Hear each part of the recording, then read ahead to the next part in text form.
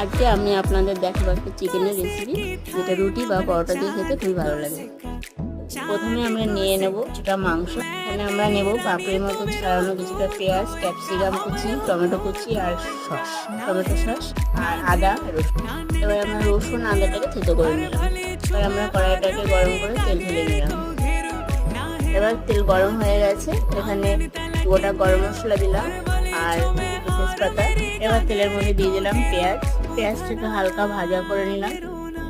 তারপর দিয়ে দিলাম ক্যাপসিকাম। ক্যাপসিকাম ভাজা হয়ে যাওয়ার পরে কিছুটা টমেটো কুচিটা দিয়ে দিলাম।